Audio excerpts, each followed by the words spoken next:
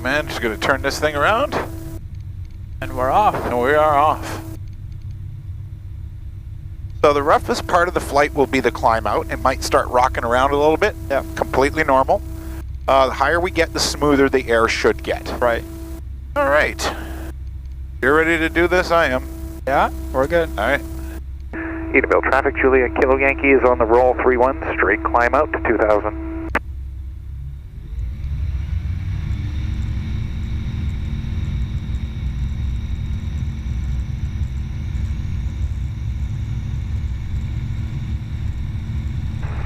Edenvale traffic, Flight 4 Warrior Golf Hotel Yankee Whiskey is just over South End with Wasaga Beach, over the tower at 2.5. Inbound for landing, we'll enter directly into the downwind for 3-1, Hotel Yankee Whiskey. Simple as that, man. We're off the ground. Didn't take that long. Nope. All right, gonna reach this lever here, get rid of that.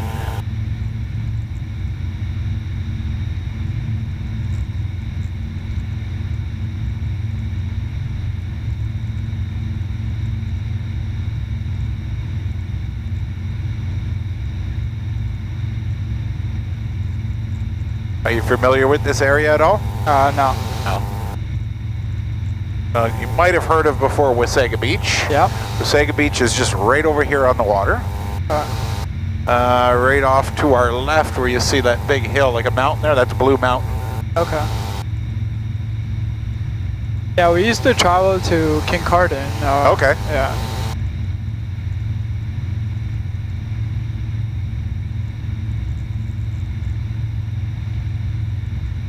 We're now coming up on 1,000 feet over the ground. We started off at 700 feet above sea level because that's how high the airport is above sea level. Right.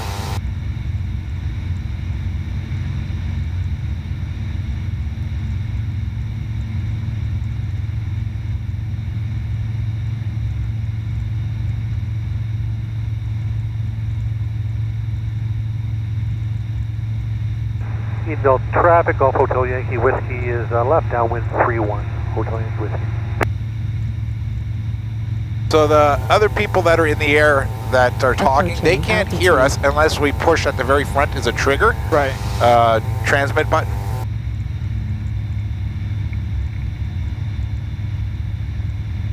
I'm just trying to level the plane off here.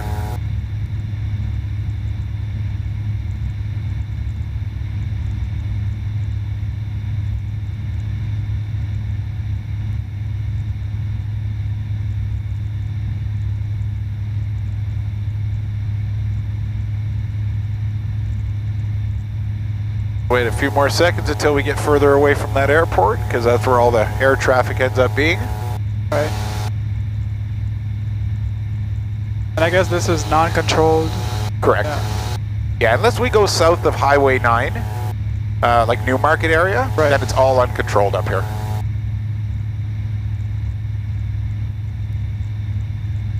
We still have laws to follow, but they're very minimal. Yeah.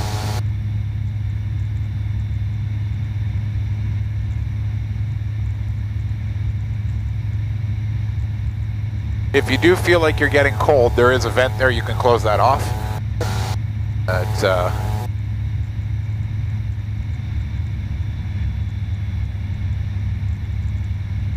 right, Nick, you want to try this thing or what? Sure. All right, so pick a hand you want to put on that control stick. Sure. Yeah, just gently hold the control stick, and I'm going to walk you through what it's like to turn the aircraft. Yeah. So right now, it's flying pretty level on its own. Right. If we want to turn to the right, all we're doing is we're actuating the two things on the wings called ailerons, which cause the plane to go into a banking motion, thus causing the turn. Right. So we're going to do a right turn. I want you to feel how gentle this control is. So here's a right.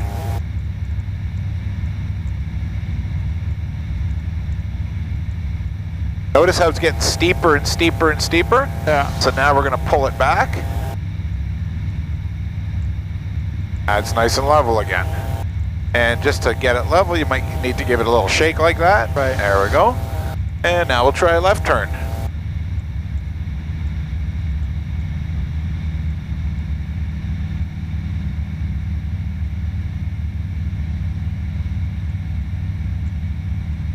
Actually, we're getting off very lucky. The air is very smooth right now. Yeah. This is rare.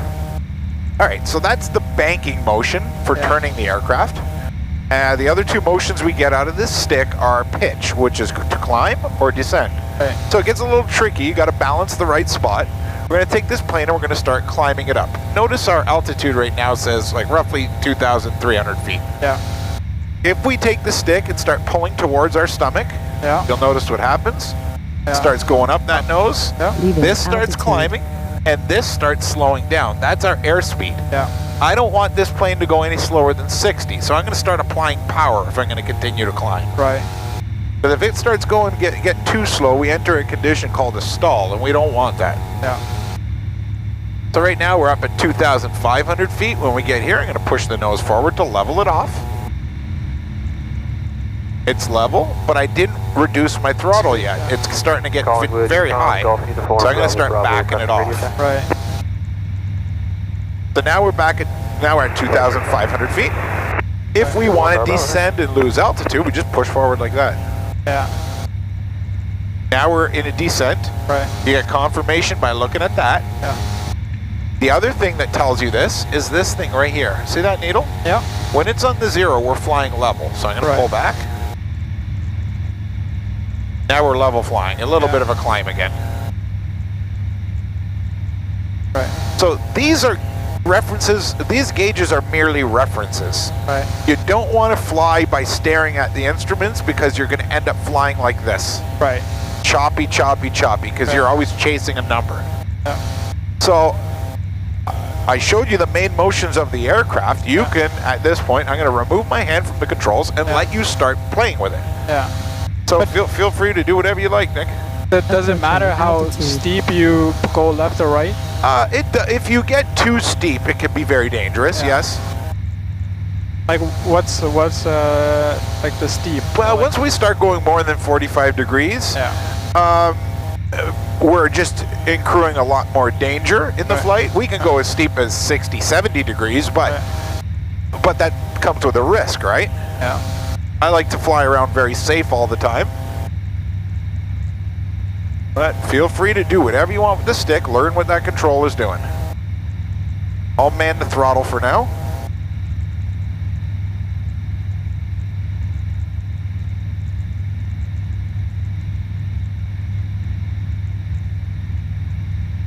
Nice turn. I'm not sure if you recognize what you're also doing in the turn is a little bit of a descent. So we're going down and turning.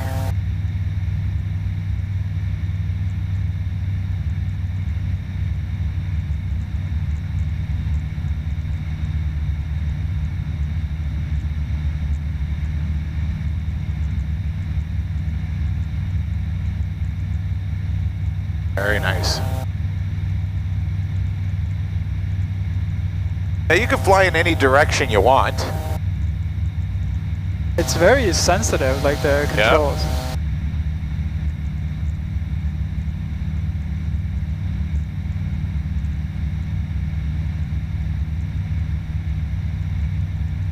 And it's very hard to like keep it leveled. That's right.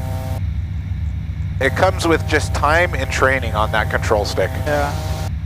It's experience. That's right.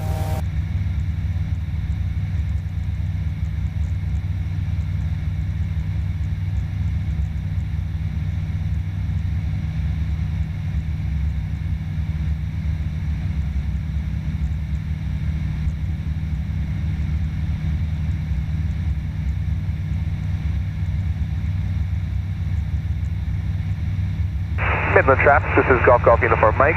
We are currently at 3,000 feet, 2 miles west of the field, en route to Collingwood, following the shoreline.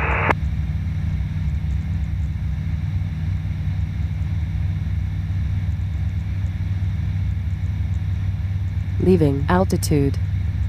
So the reason why it said that is I put a little blue indicator at 2,200 feet. Right. If you leave it by 100 feet, the computer will remind you. Approaching altitude. And it said you're approaching. Leaving altitude. So this thing here shows that you're in a bit of a descent. Right. And how fast can this go? Like Well, right now we're flying at 91 knots, which is about 170 kilometers an hour. Right. This is the cruise speed for this propeller that's on it. If I wanted it to go faster, I would have to put a different propeller on it. Right.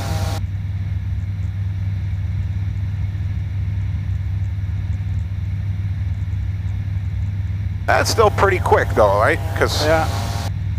There's no roads, no bends in the roads. You can go straight to wherever you want to get to. Every once in a while, you're going to feel those bumps, just turbulence or wind.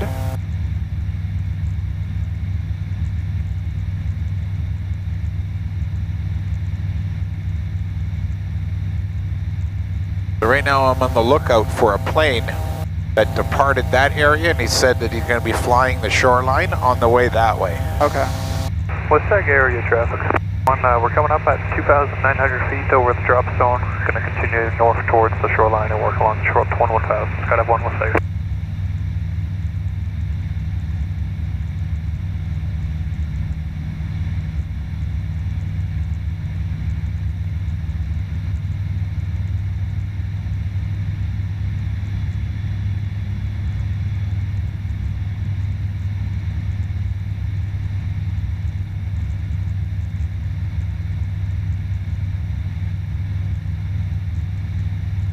If you have any questions for me, go ahead, man. I guess just starting. Like, how do you start? Like, if you want to go a private license. I guess it depends on. You got to decide what you want to get out of it, right? Because there's different types of licenses to get, and you don't want to waste money in the wrong category. Right. So if you're flying for a hobby, that's one thing. If you want to fly for a career, that's a different thing altogether. Yeah. Well, it wouldn't be for career, but it would just be for fun. Okay. Well, the easiest route is this type of license, which this type of license is the most affordable in Canada. It's called the ultralight, believe it or not. Okay. This plane is an ultralight because of its size and its weight. Right. To get a license in this category, I find I average people at 25 hours. Right. The 25 hours of training at around $180 an hour, you're looking around $4 grand, $4,200. Okay. 42 to 45, somewhere in that range, right? Now, if you're a quick study, a person could do it quicker. Right. Because the only hours you need by law is 10 hours. Okay. However, I've never seen anybody ready to fly a plane by themselves in 10 hours. Okay. Because there's a lot to learn, right? Yeah. There's flight schools like myself all over the place in Ontario. What you do is usually do exactly what you're doing. You try an introductory flight. You look for a good fitting instructor for yourself. Yeah. And once you have a good fit and the price is right, then you just you buy yourself what they call a pilot training logbook. They're like $5. Okay. And you buy yourself a logbook, which is a legal document that you record all the hours. Yeah. It's $20 for those books. All right. You go to a flight school. You just say, listen, I want to start flying. I want to get my license. Yeah. Let's start at number 1. Well, this is number 1, what you're doing right now, learning what an aircraft does when you move that stick around. Right. Number 2, you start practicing straight and level flying, like maintaining a perfect altitude. Yeah. Number 3, then we do turns and keeping altitude. And we just keep growing from there. Then we teach you how to climb, descend. Right. Usually within 6 hours, you're going to be learning how to land and take off. Right.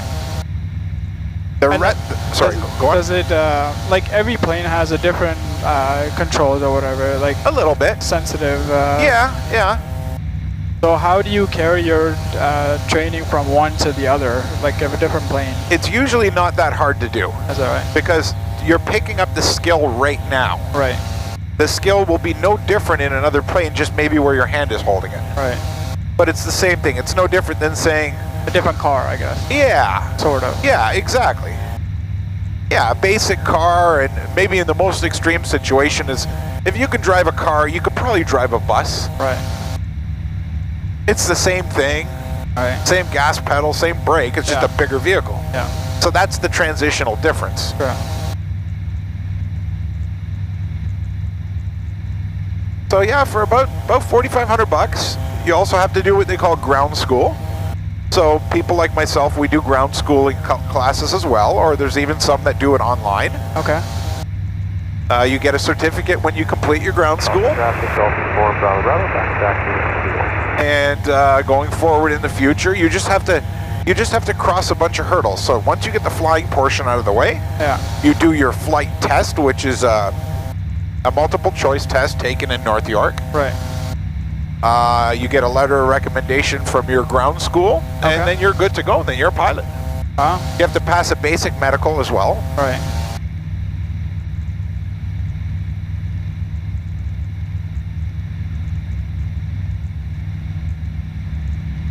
And then how do you learn all the, when you're talking to like a controller or other pilot? That's all part of the training, right?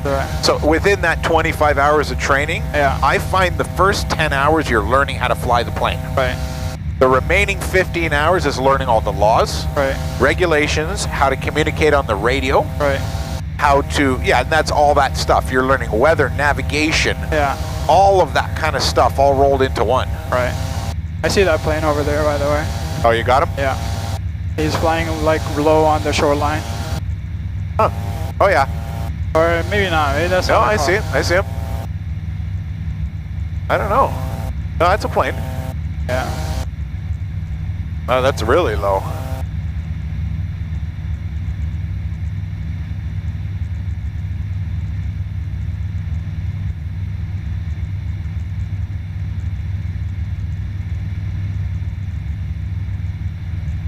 So do you do a school or is it just... No, I do the full thing. Oh, nice. The only drawback to people in Toronto, it's an hour drive, right, at least. Collingwood traffic. But I get a lot of... is at 3,000 feet. I get a lot of Toronto clients. En route to the town of Collingwood for sightseeing. So the way it works is, it's not like following the shoreline. It's not like a schedule like in school. What it is really, somebody shoots me a text. Are you available Thursday between 5 p.m. and sunset? I say, sure, I can do an hour with you at 6:30. And we just do it like that. You just accumulate your hours at your own pace. Right. Some people choose to do it quickly within 2 months. Right. Other people stretch it out over 2 years. Depends on their budget, of course. Yeah. And how do I guess, who checks those hours? Eventually, those hours get checked by Transport Canada when you go to write your test. Right. So what they have to do, it's very rare, but they would reach out to me to confirm them. The hours. Or to another flight instructor, that's whoever's signing off on them. They'll just make sure that they're legit. But after that, once you're a pilot, it's up to you to keep your own records. Right. And you're swearing an oath that the records are correct. Right. You can go inland too if you want. Sure. Yeah, wherever you want. Midland area traffic. Yankee Oscar is over the VOR, 3,500, doing upper air work. Midland. Midland area traffic, M5 Kilo Lima is currently at 3,500 feet, 4 miles east of the field. We'll cross overhead at 3,500 on Route 4 Collingwood.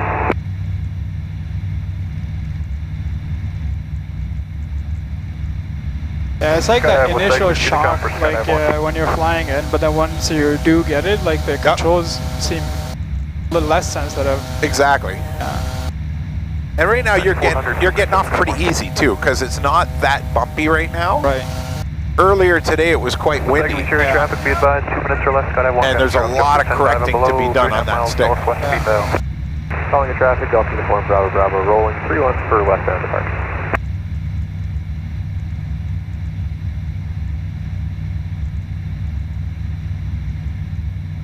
I'm just always looking around for other planes. Yeah. I guess that's why they make the announcement, just to make you aware if there's somebody around. So right now you're still in the descent and we're going towards land. I don't want to get too low.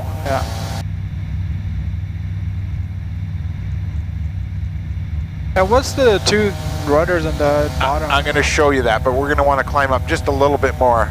Maybe try to gain about 600 feet or so. So right now, the only reason why we don't want to be flying this low to the ground, if the engine quits, we want to glide and find a nice safe spot to land. Okay. Now, if we're too low, we lose our opportunity of gliding to a safe spot. Right. So if it quit right here, we'd probably be fine because I would just glide to one of these fields here. Right. But if it happened too low over the forest, we're going right into the forest. Yeah.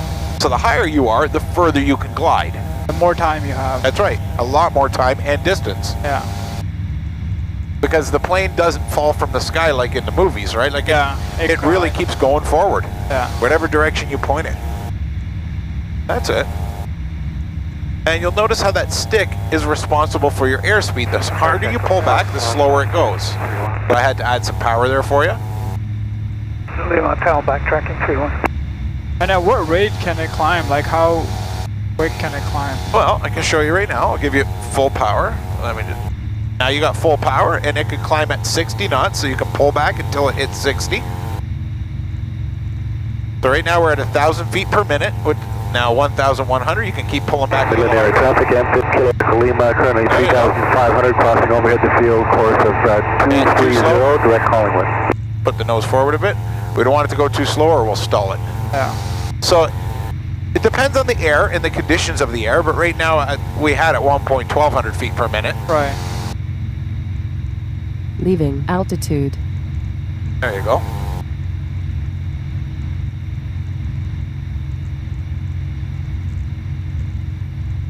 Calling a traffic uniform. So here's a nice safe altitude right here. We're going to reduce our power. Working 2,500 to 4,500 feet towards linkage.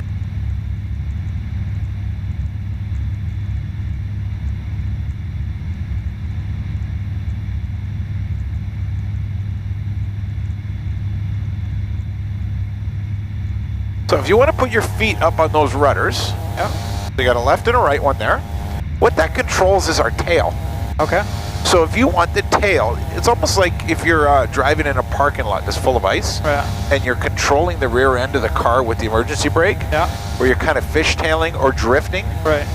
If you push your left foot down, you're going to push the tail to the right. So give a try with that. Try pushing your left. Feel that? Oh. It'll swing you quick, so you got to watch out. Oh, I see. If it goes too fast, we end up in what they call a spiral. Okay. So you don't want to do too much on that. So just slight press. Slight presses. Okay, Lima Tower rolling 31 southbound. Back Echo Fox line 31. So what we use those for is to correct for wind pushing us around. Okay. Helps us straighten that nose away up. Wasaga Beach, jumpers away 10-5 and below Wasaga Beach, 1 mile southbound. The other thing it does is helps us keep a nice clean turn. Okay. Because when we're turning, the tail might be slipping away like a skid. Right. It might start pushing the wrong way on us, so we can use that rudder to straighten it out. I see. The way we tell is that ball. When the ball's in the center, that tells us that the tail's nice and square, straight down the center. Right. If the ball starts going left, that means the tail is hanging off to the left. Right. So we step on our left foot and it brings the tail right again. Okay.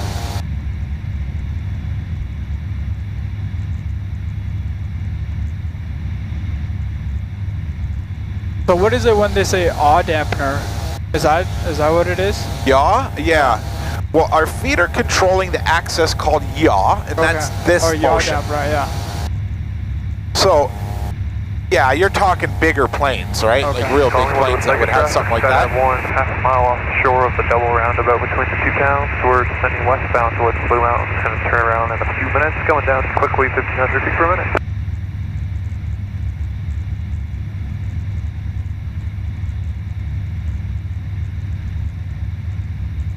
Colorado traffic, Lima Tower departing the circuit southbound.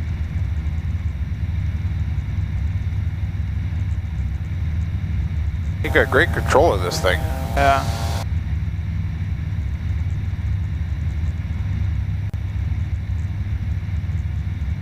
Calling with traffic, Quebec Echo Foxtrot departing the circuit on the crosswind towards Guelph. Collingwood traffic, this is Golf Uniform Mike. We are currently at 3,000 feet over the town of Collingwood en route to Lake Simcoe Airport. It just gets smacked around like... Yeah. Oh, this is nothing, man. This is a 1 out of 10 how bad it can get. Yeah. Is it because it's like a small plane, or is it just wind is too strong? It's not so much the wind that we're being hit with right now. It's more sun energy. Okay. So as the sun shines down onto the hard ground, right, it heats up the air around it, like right above the ground, and what does hot do? It rises. So it's rising in like a bubble. And when those bubbles hit us, that's the turbulence. So it gets smoother early in the morning or late in the evening when the sun is way off to the side.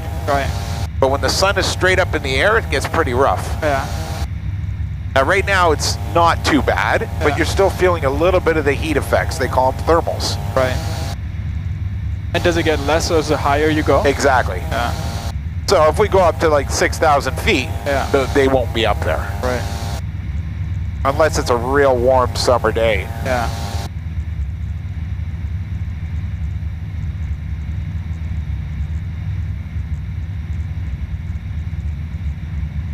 Wasaga, calling with traffic. Skydive 15700, 3 miles north of Stayner, heading eastbound, just about along the shoreline, going to get down to 1700 in this area. Collingwood area traffic, Amphib Kilo Echo Lima's 3200, about 2 miles out over the water. Course of 220 direct for Collingwood.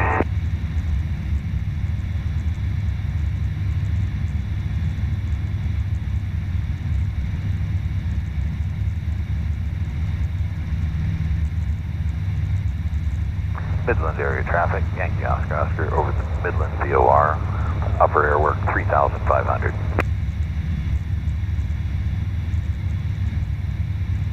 Another plane really close to us, but I don't see him.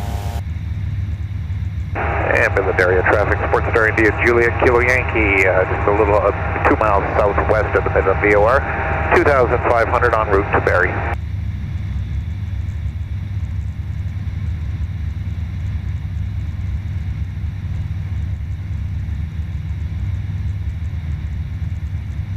Yeah, so right off down this road here, that's Barrie.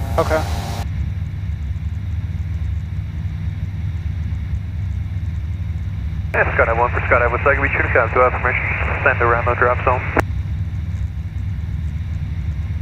Copy that, thank you.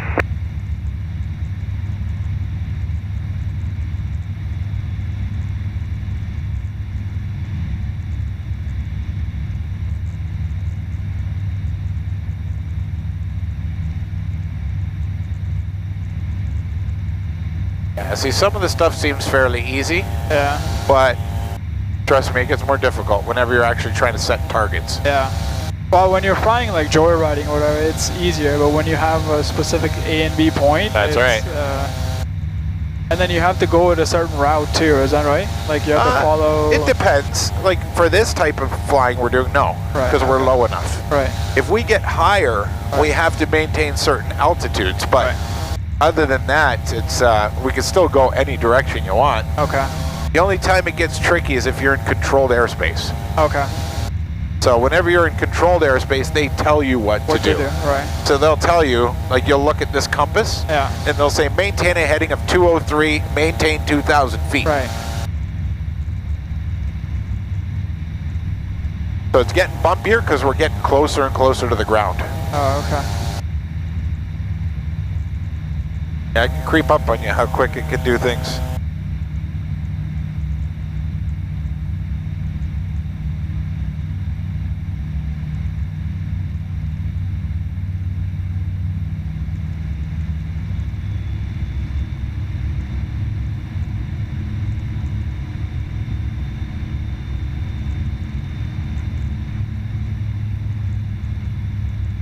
Yeah, you really can't tell when you're getting closer unless you're watching the dials.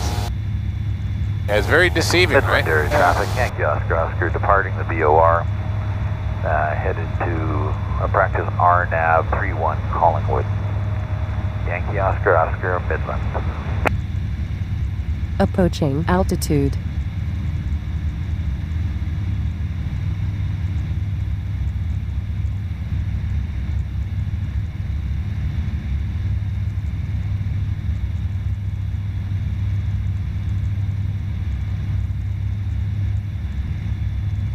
The only drawback to learning how to fly in the Toronto area is the pilot tends not to get as many hours for their dollar. Because when you go to the airports there, you the second the plane turns on is when the clock starts, right? So imagine if you were at like a Buttonville Airport. That's the busy one off the 404 there, right? Yeah. So if you're at Buttonville Airport, the second you turn that plane on, you might have to taxi for 20 minutes. Yeah. Wait for the tower to let you take off. Yeah. Then you have to fly all the way out past Uxbridge area to do a practice area like this, where you can fly. So you're only getting a few minutes of flying every hour you pay for. Yeah. True. Leaving altitude. Yeah, as opposed to you coming somewhere remote or north. That's right. It's not that busy airport Exactly. either. We start the plane, we taxi out, do our engine run up and go. Yeah, sure. So it's like a 4-minute process, right? Altitude. And you're gone. And right away, as you've seen, we're in the practice area right away. Like this is all free to do whatever we want. Altitude.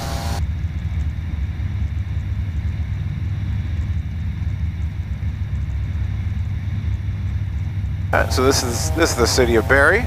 Oh wow. Everything up here looks so small, doesn't it? Yeah.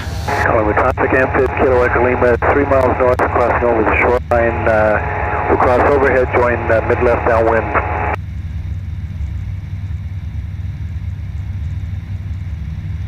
Everything is so quick too. Like you need to go somewhere. It's like. That's right. And that's why a lot of us do it too, right? Yeah. Like I take this thing all over the place. Flamborough, 12 traffic, Uniform Hotel Lima overhead the airport. We're going to do join the mid downwind runway 32. Well, you know what it's like from driving from Toronto to Niagara Falls, right? You do that in a plane. You can go to Montreal or like Ottawa in the time it takes you to drive to Niagara Falls. Yeah. For sure. So your world opens up to you, right?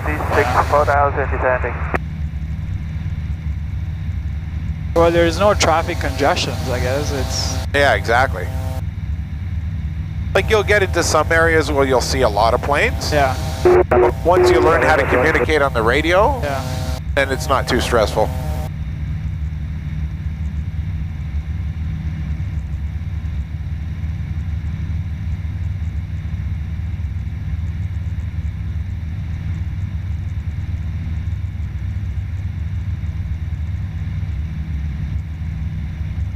Yeah, just trying to figure out like the amount of joystick you want to pull back or pull up.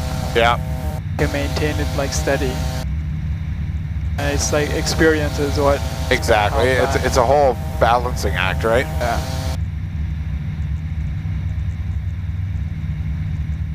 And like people make it easy because they've done it. Exactly. So right now you're still descending. Yeah.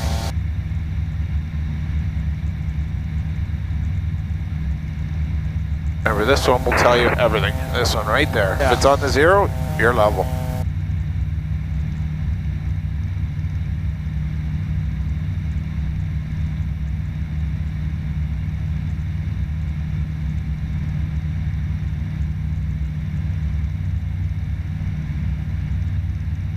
Coxswain traffic, Sky India final C6. No, negative, I am good for one more. And lunch, after call Sierra Echo, Quebec, flight, right hand turn. Nope, and a drink.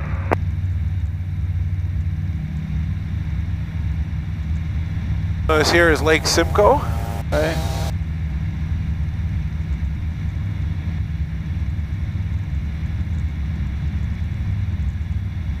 How high can this plane go? Go as high as 13,500 feet. Right. Problem when you get above 10,000, you need oxygen though. Oh, I see. So you got to bring an oxygen bottle with you that goes over your mouth. Right.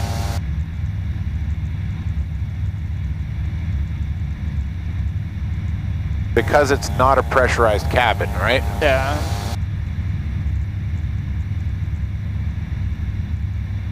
Owen Sound traffic, Foxtrot Whiskey Quebec is over the Owen Sound Bay, 3,000 feet, about 3 miles north of the city.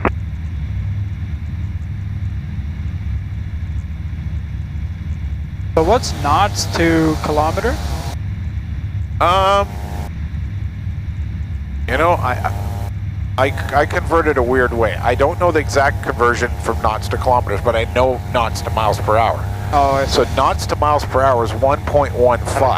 Okay. So Bravo whiskey on the main ramp. knots are faster than miles per hour. Right. For departure off of runway 28. Right. So if you're doing 100 knots, you're doing 115 miles per hour, which would be like 200 kilometers. Yeah, double almost. Simcoe traffic, X-ray Whiskey Foxtrot, taking position runway 28. It'll be westbound departure 3,500 feet. Correction, 4,500 feet. Simcoe traffic, Golf, from Juliet, Aerodrom, runway 28. We will leave circuit at 3,000 feet to Berry area. So there's an airport actually right over there. I don't know if you see that long, kind of in the middle of a field out there. Okay. We want to avoid that. Oh, we yeah, don't want to get too close to that. So as long as we stay over here near the lake. I can turn it left. Well, I don't want to go left because that'll put us towards that airport.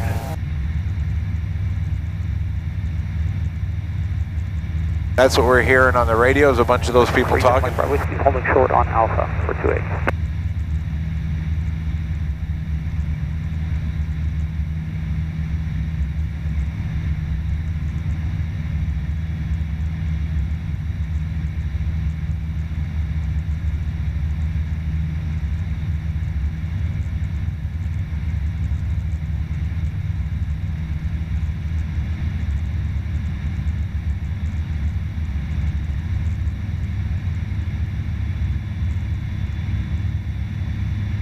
You got good control of this thing. You're not oversteering, which is nice. Yeah. A lot of people get their hands on this control stick and they're all over the place. Yeah. Well, it's like the up and down is the problem for me. Yeah.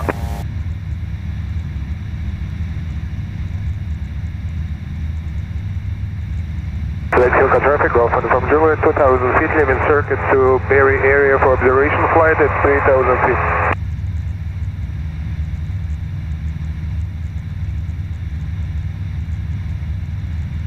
Because the land is very deceiving. Yep.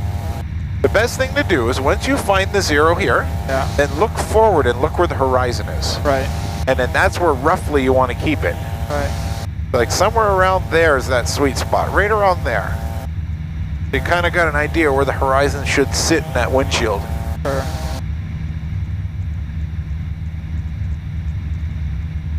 Simcoe regional traffic, Mike Bravo Whiskey is rolling runway 28 for right turnout. Lake Simcoe regional.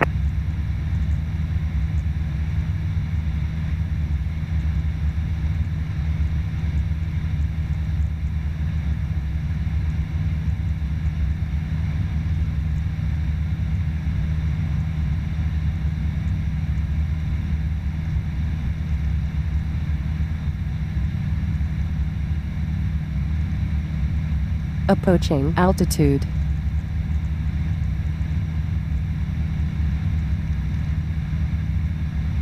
So you said you need 25 hours? Lake Simcoe regional. Well, you only need 10. Okay. But I've never seen anybody ready to do it in 10. 25 hours is what I find is an average expectation. Right. You may be able to do it 17 to 20. Right. I just find if I average all of my clients, I always keep a record of that every year. Yeah. Some people are getting as high as 35 hours to get it, but they tend to be older people. Right. Like retired people, 60, 70 years old, it takes them longer to learn. Right. But, so 25 is where I found that average at. Sure. And so what's, like, is the hours first or is the exam first? It doesn't matter really. Okay. I recommend you fly first. Right. And do the ground schooling when it's available to you. Okay. As long as you do the ground schooling before if you have a certain date in mind, like you want to be a pilot by your birthday, right, then you have to obviously keep that in mind and do it accordingly. But if you're not trying to do that, you know, schools like myself, we offer ground school once every couple months, right, where it'll be, you know, a 30-hour course that we do. Yeah. Or you can do what most people do nowadays is they go online, and there's a very popular flight school in Canada that you can take the ultralight ground school there for $225. Climbing through 2,000. You can register, your account's good, I think, for 270 days or something. Okay. You watch all their videos, at the very end you get a certificate from them and it's legit. Okay. Approaching altitude. That way you could do it at your own pace, right? Yeah. You watch it on your phone, whatever. Traffic, Skydive Juliet is taxiing to backtrack 36. Approaching altitude. And when all is said and done, like what would you say the estimated cost would be? Like including all the training and all that. Let's say if it's 20 hours. 20 hours including ground school, that would be around 45. Okay. $4,500. All right. That's not bad. It's not bad. I find if you do ground schooling online, you'll save some money. Under descent, the crossover mid downwind 27 Peterborough. Peter traffic, Mitsubishi 0 Papa Sierra is clearing to the west, 3,100. Yeah, I guess, but then the whole other issue is having a plane to fly. Yeah, most of the times though, like, depending on where you're getting trained, you can just rent that plane. Oh, I see. So like when students are done with me, if they don't buy their own plane, right, which a lot of them don't, they'll just give me a ring once every couple of months, say, hey, I want to rent it for an hour. Okay. They go up and practice. Yeah. And then so when you land at an airport, obviously you would be paying for all the gas and everything at the airport, at the VOR. Springwater Cookstown traffic, Cessna 1. Yeah, it depends on what you need. Like there's... just clearing the zone to the east, we'll be passing to the northeast of the airfield towards Lake Simcoe Original, Tango Romeo Juliet. Approaching altitude. Skydive Juliet rolling 36. I was just trying to listen where that guy was. Leaving altitude. Most airports don't charge you to land at them. Okay. Toronto Island does. They charge $20 fee. But like almost every other airport, you almost view them as glorified gas stations. Right. They want you to land there. They want to sell you food. They want to sell you stuff. Right. So they don't charge you, even if you have to park a plane overnight. Yeah.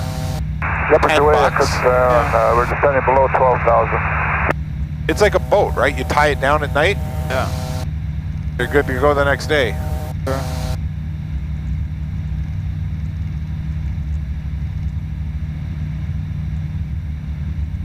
Wow, we almost hit a bird. Whew. Oh. That would suck. That's for sure.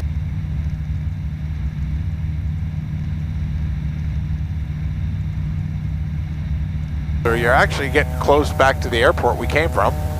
Oh. It should be off in this direction somewhere, but we don't have to go back yet. Go left or right? Do a left. I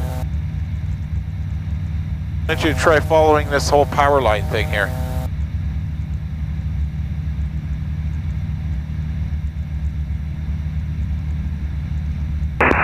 Final or downwind?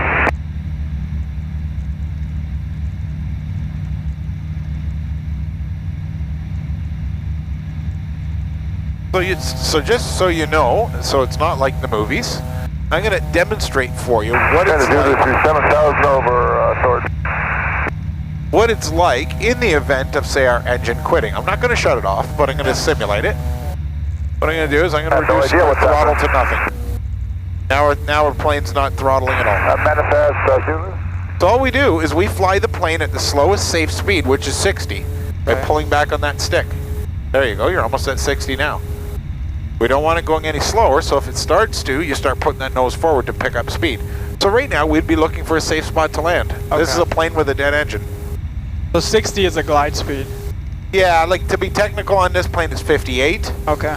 But it's an easier number to look at, 60, right? Right. And so obviously when you slower than 60, you pitch down to get more speed. That's right. Go ahead. I'm going to add power again. Anything from the manifest?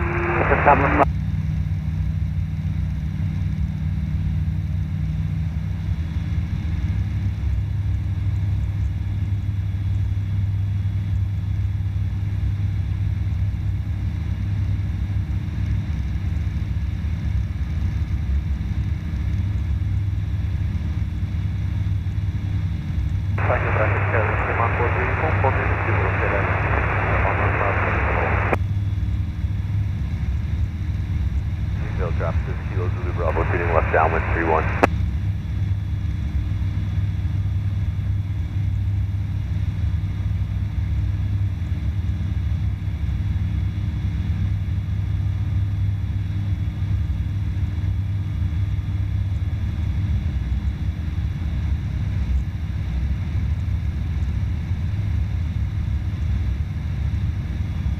So directly in front of us, if we go too straight, we'll end up over top of Canadian Forces Base Borden, which we can't do. Okay. Because that's restricted airspace, but this is fine anywhere in this direction.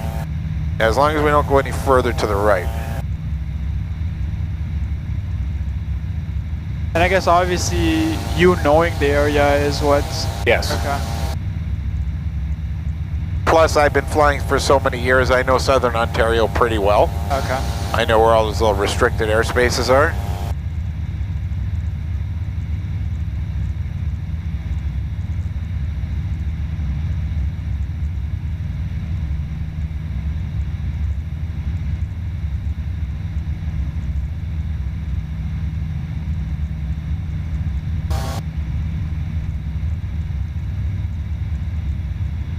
Edenvale traffic, this is Kilo Zulu Bravo, turning base 31.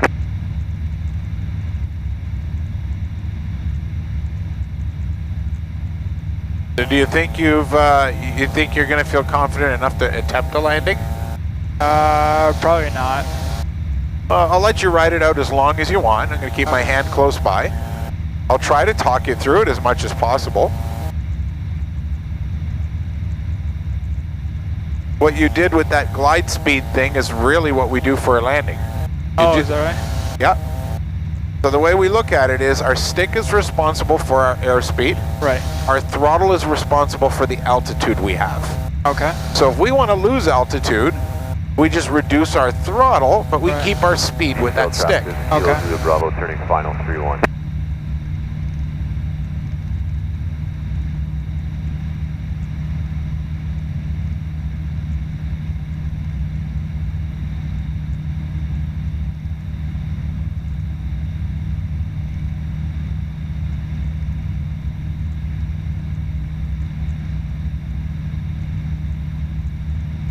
So let's turn towards the airport. I'm going to try to set you up for a landing. Let's do a right turn and just bring us all the way back in the same direction we just came from. So like a 180-degree turn.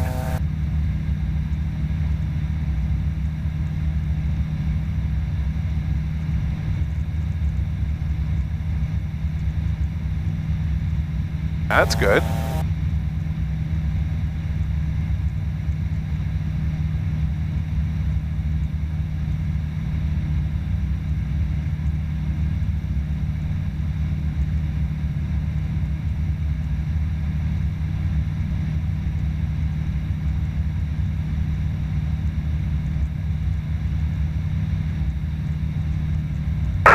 Edenvale traffic, off Papa X-ray, Piper Clipper, 3,000 feet, 5 miles back, inbound landing. We'll cross overhead the field to join, for the turnaround to join the mid-left for 3-1.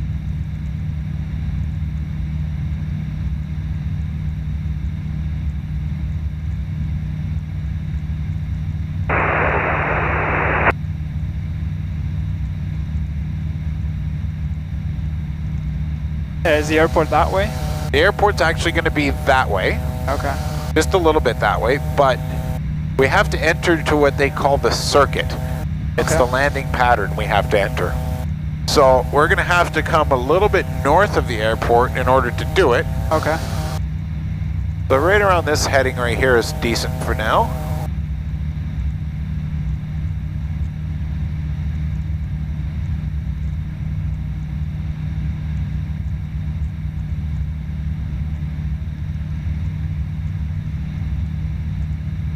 Yeah, you really got the hang of this now, huh? Yeah. It's still like trying to find the exact spot as to where it's like stable. Yeah. But it's only hour 1. That's right.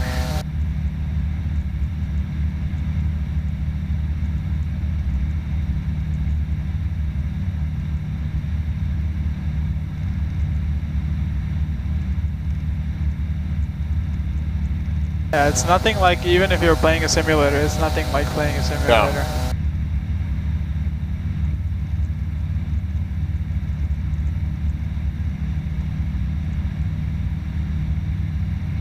So you might be able to see the airport from here. It's right over that direction there. Sort of at like our 11 o'clock direction. I see, yeah. So we're going to be landing on that long runway that's there. Okay. But we can't just go there. All right. We have to do the circuit, and I'll show you what that looks like. So right now, if you look at the airport, it's in the layout I have right there. That's the runway, the purple.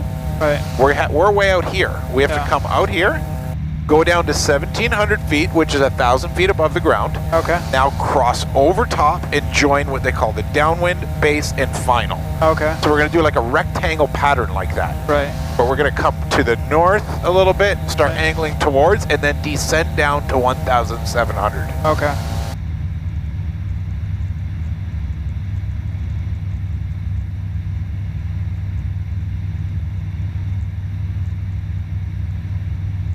Now I know there's another plane coming into land right now. I heard him.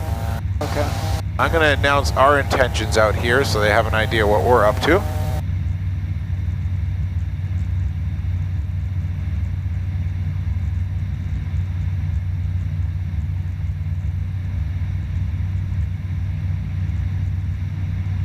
Edenvale traffic, SportStar India Juliet Kilo Yankee is 5 miles east of the field, 1,700 feet inbound for landing. Going to cross overhead the field from the northeast and join a mid-left downwind, 3-1.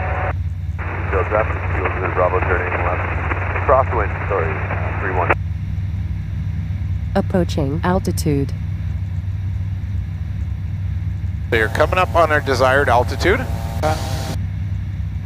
Golf Pop X-ray, Edenvale traffic. Golf Pop X-ray is overhead the field for the turnaround with the traffic in the circuit. All right, so there's a guy right over top of the field right now. He's no conflict to us because he'll be way out of our way by the time we get there. Right now you're descending a little bit too much.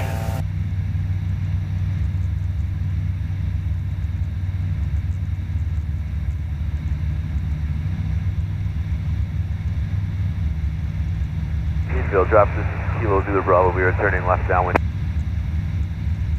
So what we're kind of doing is entering somewhere right here with all these arrows. Okay. Once we get here to the middle of the airport, we're going to go right across the runway. You're still in a little bit of a descent there.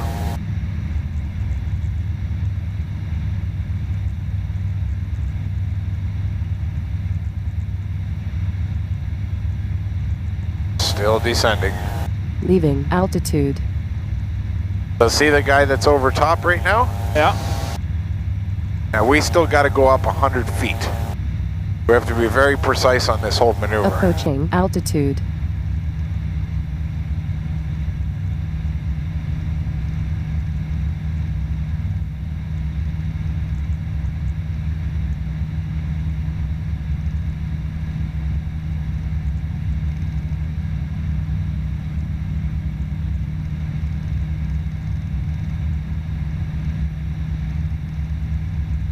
Edenvale traffic, Golf Pop X-ray over the head field to join a mid-left downwind for 3-1 with the traffic.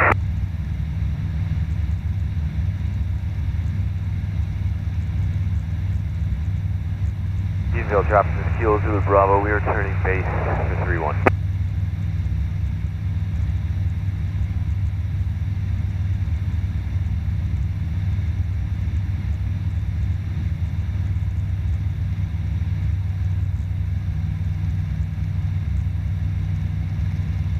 Edenvale traffic, Golf Pop X-ray, establishing on the mid-left downwind for 3-1.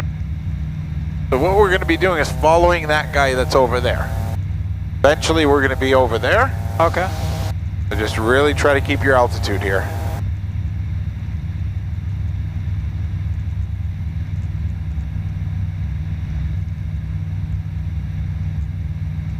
Is it we cross the runway here or? Soon. We're going to get half the length of the runway down. Okay. Then we're going to make a left turn and go right over top of the airport. It's like at a 90-degree angle, like straight across, like cutting the runway in half. Okay. Sort of along where that long taxiway is, like it shoots right across it. Yeah. Sort of right there. Edenvale traffic, Golf Papa X-ray turning left base, 3-1. So right around here, you could start your left turn. Just really try to keep that altitude. And I'm going to make a radio announcement. Edenvale traffic, Julia Kilo Yankee overhead the field, 2 join the mid-left downwind, 3-1. And number 3. Very nice. Oh, I see you. Yeah.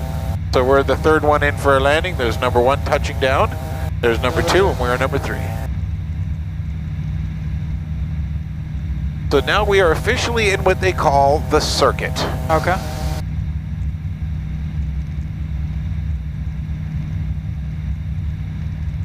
Edenvale traffic, Golf Papa X-ray turning final with the traffic.